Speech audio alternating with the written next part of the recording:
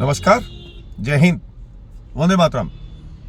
मैं संजय त्यागी एक बहुत दिनों के बाद आपसे मुखातिब। कुछ ऐसे हालात बने हुए हैं कि बोलने से रहा नहीं गया। सोचा था शायद ना बोलूं, काफ़ी दिन से चुप था, पर अब संभल से लेके और संसद तक जो हुआ मुझे थोड़ा सा अजीब लग रहा है। और हो सकता है कुछ लोग उसमें वैसा सोचें, भाई ये लेफ्ट साइड से है, ये राइट साइड से है, कोई देश की साइड से है, ये कोई ना सोचता है।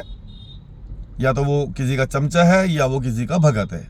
तो भैया भगत हूँ अपने बुजुर्गों का, और चमचा तो मैं किसी के बाप का भी नहीं हूँ, ठीक है। हाँ, अपने देश के जो मेरे शहीद लोग, जो मेरे जिन्होंने देश के लिए बलिदान दिया, उनका चमचा मुझे कहेंगे तो मुझे चलेगा, ठीक है। पॉइंट पे आते हैं सीधे। ये जो दिल्ली का एक महाठग, इसने कल कुछ कहा, उसी की वजह से आज मजबूरी में, जैसे कहते हैं ना, किसी के आपने मुंह में हाथ डाल दिया बुलवाने के लिए। तो इसके कुछ मैंने 2 लाइन सुनी थी, उसके बारे में बाद में जिक्र करूंगा कि मुंह में दही कैसे जमा हुआ है। संभल से शुरू कर लेते हैं। संभल में जो हुआ 2 समुदायों के बीच में, मैं उस पर जाना ही नहीं चाहता, वो मेरा टॉपिक नहीं है, ठीक है। मेरा टॉपिक ये है कि वहाँ पे कोर्ट के द्वारा, अदालत के द्वारा कोई आदेश था, उसके बाद पत्थरबाजी के बाद फिर जब बिजली चोरियां पकड़ी गई, और जो वहाँ के सांसद और विधायक, बड़ा नाम समाजवादी पार्टी के, क्या है वो वर्क है, क्या है पता नहीं, मतलब मैं तो नाम भी नहीं लेना चाहता है जाहिलों का, कि घर में इस्तेमाल हो रही है लाखों रुपए की और 200 रुपये का बिजली का बिल आ रहा है। ऐसे चोरों को अगर आप नेता बना देंगे तो वो पत्थर ही चलवाएंगे, फूल तो बरसाने से रहे वो लोग, ठीक है। अब 200 आदमियों की 78 में हत्या हो गई, हत्या कहूँगा, नरसंहार, मतलब इसमें कोई वो नहीं था कुछ भी कहने वाली बात। एक ऐसा इंसान जो पूरे शहर को फाइनेंस करता था, लाला जी, ठीक है, उसके हाथ काट के पैर काट के मार दिया गया। कहीं तक किसी ने सुना हो इससे पहले तो बताए, पर कोई नहीं, सब चलता है। बिजली चोरी हो गई, दंगे हो गए, कोई बात नहीं। अब होते होते होते होते आ गए आप यहाँ पे कि साहब अमित शाह ने इनकी बेइज्जती कर दी, मिस्टर अम्बेडकर, ठीक है। अब एक तो मेरे को बड़ा अजीब लगता है जब मैं ये सुनता हूँ, कभी कभी ऐसा भी लगता है कि शायद एक समय के बाद, एक टाइम के बाद हमें भी लोग भगवान ना कहने लगे कहीं, ठीक है। 50 साल के बाद, 70 साल के बाद, 100 साल के बाद। भाई उस वक्त देश में क्या हालात थे, किसने देश के लिए क्या किया, सबने अपनी अपनी जिम्मेदारियां निभाई, ठीक है।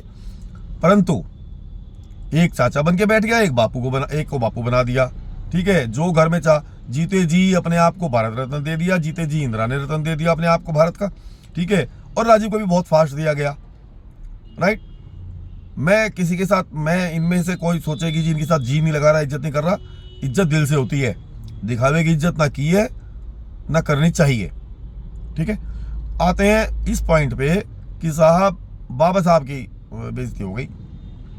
बाबा साहब भी ऐसे ही थे जैसे हमारे पटेल साहब थे, जैसे हमारे इवन सुभाष जी जिन्होंने अपने देश के अलावा कुछ सोचा ही नहीं, और ऐसी मौत, गुमनाम मौत मरे, और आप उनके बारे में मतलब ऐसा गुमनाम कर दिया उस आदमी को कि ये तो अगर ये सरकार ना आती तो उसको तो वो सब भूल ही गए थे, ठीक है।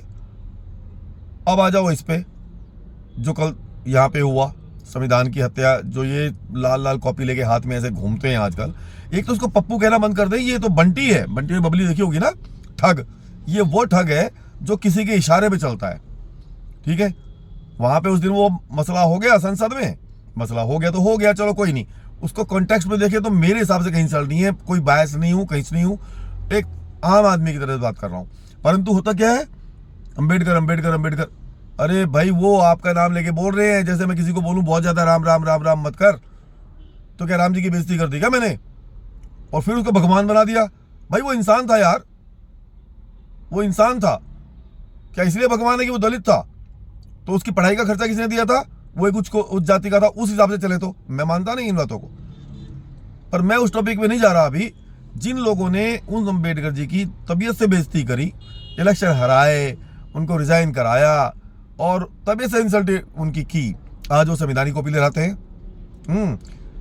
तो मतलब ये नकली लोग धक्का मुक्की करके एक बुजुर्ग को गिरने के बाद ये भी नहीं पूछते तुम्हारा हाल क्या है, उल्टा वो देख के वो नीला कबूतर बनकर घूम रहा था कल ये जो बंटी है, बंटी आप समझ जाएंगे ना, बंटी कल नीला कबूतर बन के घूम रहा था और पता नहीं क्या दिखाना चाह रहा था, बड़े एरोगेंसी में जैसे आया, देखा क्या हो गया, अरे ठीक है चलने दो। मतलब इतना भी एरोगेंसी राजनीति में नहीं समझता हो चुका। इसका जवाब ये है, आप लिख लिए कहीं पे, ये बात बहुत साफ साफ दीवार पे लिखी हुई है, कोई पढ़ सके तो पढ़ ले। ये बंटी जब तक अपनी पार्टी के ताबूत में आखिरी कील नहीं ठोक देगा, ये दुनिया से जाने वाला नहीं है। अब तो हेल्प करने के लिए बबली भी आ गई अब तो। खैर, अब आ जाओ इस पे जिसकी वजह से मैंने कहा था मुझे बोलना पड़ा। कल एक ये जनसभा में, ये क्या नाम है इसका, दिल्ली का महाठग जो जेल में भी रह के आया, जो अपने आप को भगत सिंह वगैरह तुलना करता है। अबे जिस अन्ना ने, जो इस युग का भगत जिनको मैं मानता हूं, इस युग का भगवान, जो अपने लिए लड़ाई नहीं, जो एक छोटे से कमरे में मंदिर में रहता हो, तूने उसको ठग लिया। और जनसभा में क्या कह रहा है, बीजेपी वालों के बारे में, अमित शाह के बारे में कहता है तुम्हारी हिम्मत, ऐसे करता है उंगली सीधी कभी नहीं होती साले की, टेढ़ा आदमी है, टेढ़ी बात करेगा। तुम्हारी हिम्मत कैसे हुई हमारे भगवान को गाली देने की, बोलो। इसके भगवान को इसने भगवान बना दिया। उस हिसाब से तो आने वाले 50-100 साल के बाद मोदी जी भी, अमित शाह भी सब भगवान होंगे, सबके मंदिर बन जाएंगे फिर तो। ये इंसान जिसने दारू की नदियां बहा दी दिल्ली में, जिसने गरीबों को ठग लिया बिजली पानी के नाम पे, जिनके 12-12 हज़ार के बिल आ गए हैं, गंदगी में रहने को मजबूर कर दिया उनको कॉकरोच की जिंदगी पे, ये अपने आप को बहुत बड़ा नेता तो नहीं है, तो कुछ उससे ऊपर ही मानता अपने आप को। तो लिहाजा मतलब मन में थोड़ा सा उबाल आया हुआ था, सोचा आप लोगों से शेयर कर लूं। मैं किसी साइड पे नहीं हूं, मैं देश की साइड पे हूं। आप सब लोग देश की साइड पे रहते हुए जो फैसला आने वाले इसमें चुनाव में दिल्ली के लिए उचित समझें। वो कुछ भी हो सकता है किसी को, पर अगर इससे बचा सकें दिल्ली को तो बड़ी मेहरबानी हो जाएगी। बस आज का मैसेज यही था। धन्यवाद। जय हिंद, वंदे मातरम।